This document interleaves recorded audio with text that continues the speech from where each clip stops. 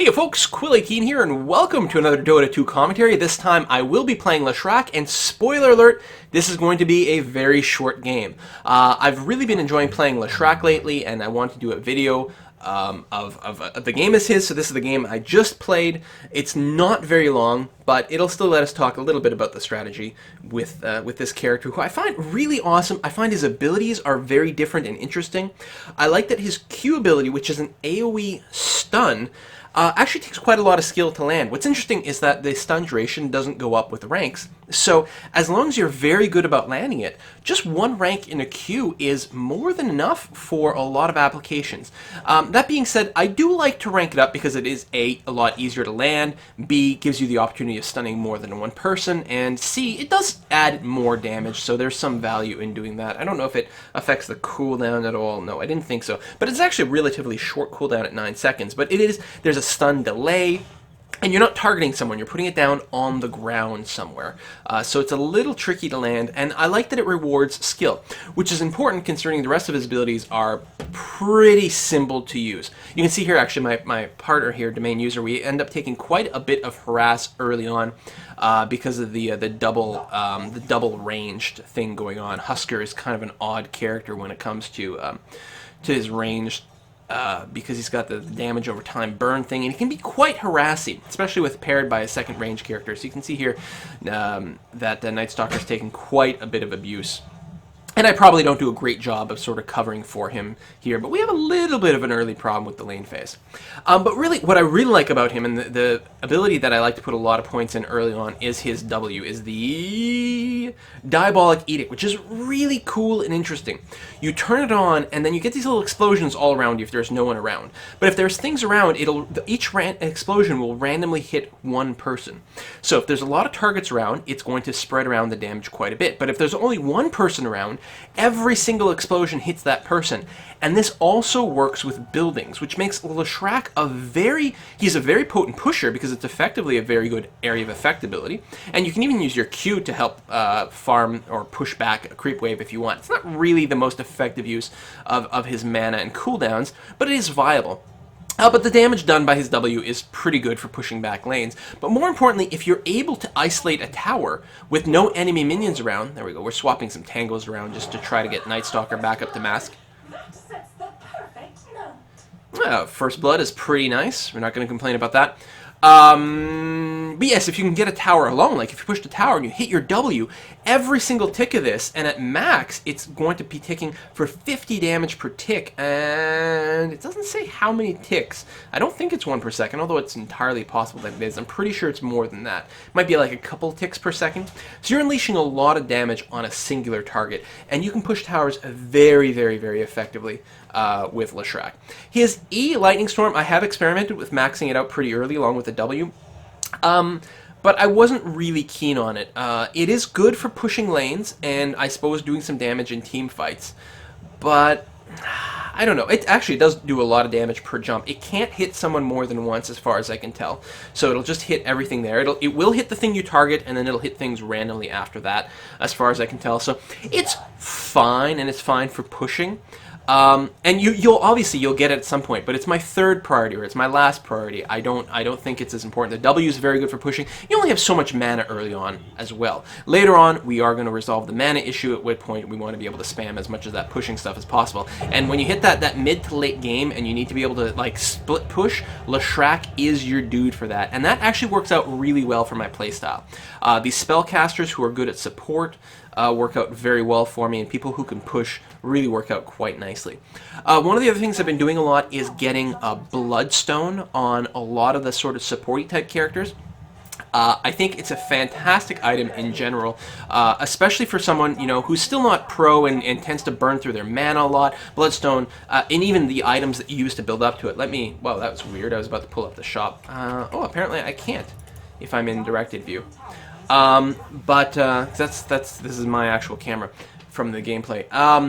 The Bloodstone is comprised of items that either give you health or mana regen, or just give you more health and more mana. So it works out really well early on. We might be able to pull something off here. We've got Slither, who's come in, And I do have my W running. Yeah, we're applying lots of damage to both of them, and Husker there, lots of ticks. In fact, I even get the kill on Husker thanks to my Diabolic Edict, because they had no minions around, so he was taking every single tick of the damage, and even though it was only ticking for a small amount of damage, 25 per tick, that still adds up fantastically. And also the frequency of the ticks does mean you end up stealing a lot of kills while that's firing off if there aren't too many targets around. Just because it's hard for anyone else to get the last hit. Oh, here comes Pudge from behind, and I should have actually auto-attacked him once just to get in a little bit of damage, because I'm not sure that I'm even going to get an assist here, but this is kind of suicidal by Pudge. Yeah, it gives him a kill, but it's not a kill that he's really going to get a chance to enjoy overly much. So I think you can get a sense that the game may be a little bit one-sided here if I did spoil it earlier by saying it's going to be a little bit short. But it still gives me the time to talk, and I think it's a perfect duration for talking about builds.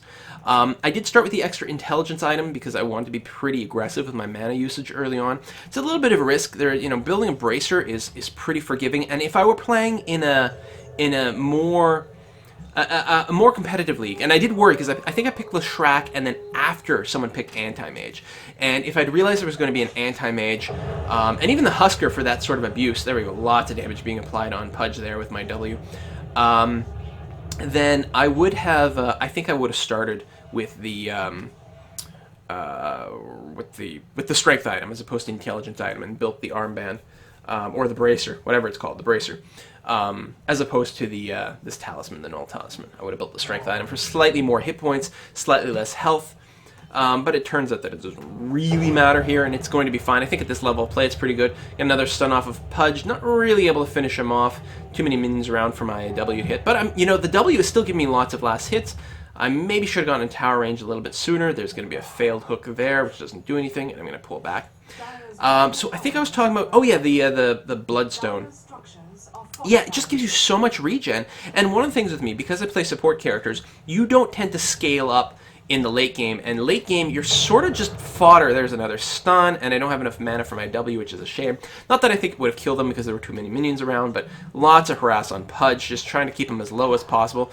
And he insists in trying to hook me, though. He's pretty sure he's going to be able to hook me and get a kill, and of course when I don't have any mana, there's not much I can do. My auto-attack isn't great. So yeah, later on I do become a fodder for a lot of the carries. They can just sort of jump in and two-shot me more or less. So I have to play super passively, and then I continue not to get any farm, and then I die in the team fight, and I don't get any XP, and it's pretty miserable. And the Bloodstone solves a lot of that because it makes your death a lot less painful for a variety of reasons, including the fact that you still get to gain XP after you're dead, which is nice. It also gives a big AoE heal to your team, which is just beautiful. There's some more harass going down on Pudge. I got lots of hit points, so I'm feeling pretty good about myself. And it just gives you even more mana regen, especially if you're around for assist. You don't need to get killing blows. Just being around for assist is perfectly fine. Hey, I get hooked. Okay, so I'm stunned for a little bit, which sucks, but then I'm just going to be able to drop a Q on him and kill him off. It was close. I'll admit, that was a lot longer of an attack than I thought would happen, but I was pretty confident on here. I had to put in the needle. Because if there's one thing that's very important against skill shot heroes, people who are playing a skill shot hero, is you have to get them mad. Because when they're mad, they can't skill shot very well. So as much as I'm Mr. Nice Guy when it comes to playing these games, I don't like to like curse and yell at people and make them feel bad. Sometimes you gotta put in a little bit of a needle just to help, because Pudge is so dangerous and I get owned by Pudge so hard usually. I had to keep him off balance. If I'd thought a little bit more and I'd realized that this Pudge actually wasn't all that good, I probably would have held off. But I felt it was important just to sort of get that in, just to keep him off balance, a little bit on tilt. So there you have it. Anyway, so that's the core. After that, it's all kind of just gravy.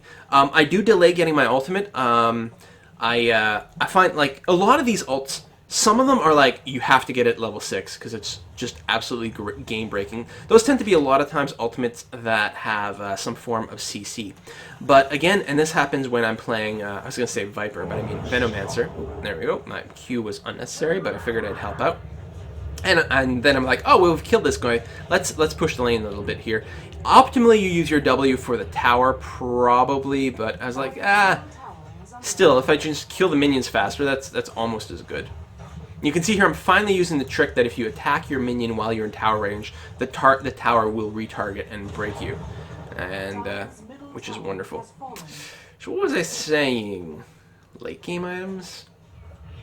Yeah, anything late game is great. Oh, I was talking about the ultimate. Yeah. So another one is the Venomancer ultimate, the Lich ultimate. Lich ultimate is pretty good at 6. It is pretty good. It's not required, but it's not bad. But Venomancer is like little things like that. I find like, you know, the 6 one isn't game breaking, and they're so mana expensive that a lot of time I'm not in a position to have it around until later. Like, if we're getting fights at level 6 or 7 or 8, I'm just not going to have the mana to get it off anyway, so it's not worth taking.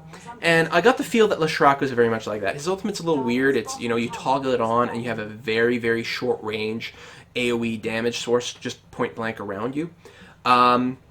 And you toggle it on, and it costs you mana while it lasts. And so it was the same sort of logic. It was like, well, I'll wait. I'll get it mostly for the level 2, which you can get at level 11, because by then it'll be doing more damage, and I'll have a bigger mana pool, and more mana regen, which means I'm more likely to have enough mana to cast it. So that's kind of my logic.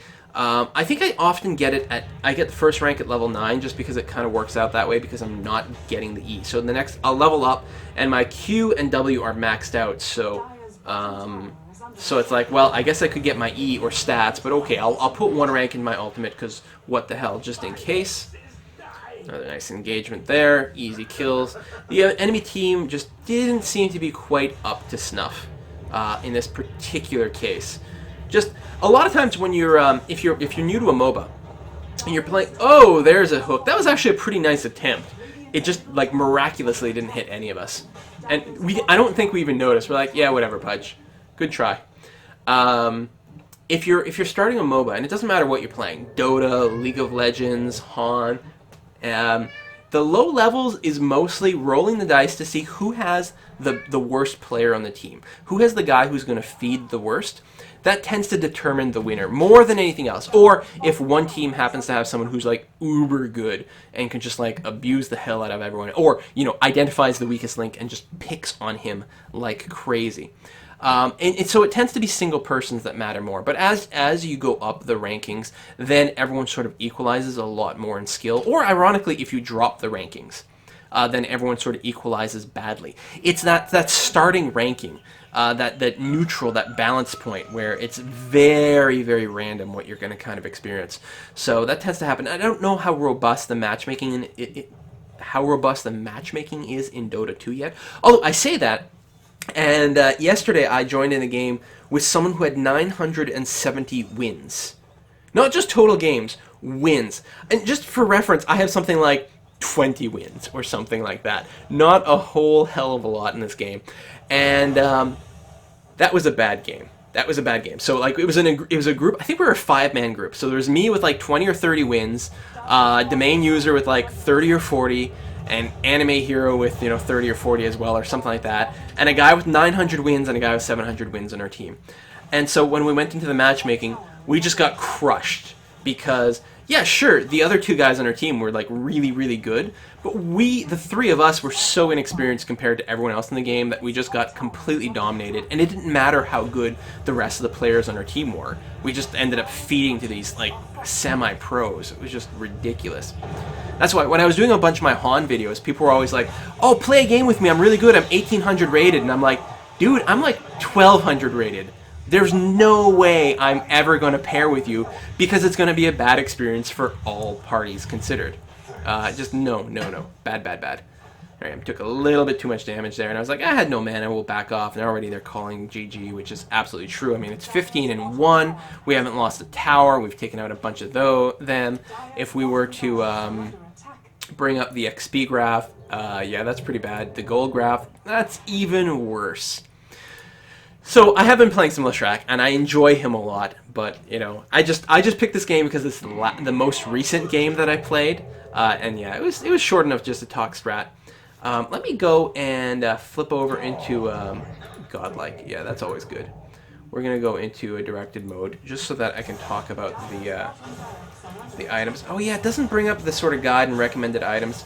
I'm not sure what I would get as a third. It tends to be very, very, very situational, whatever I pick up. I don't know how important the scepter is on Leshrac. I don't tend to worry about it too much. I think I would probably get somewhat more group items. I do, if you can get a Shiva's Guard, it's wonderful, but it's not really a huge priority or anything like that.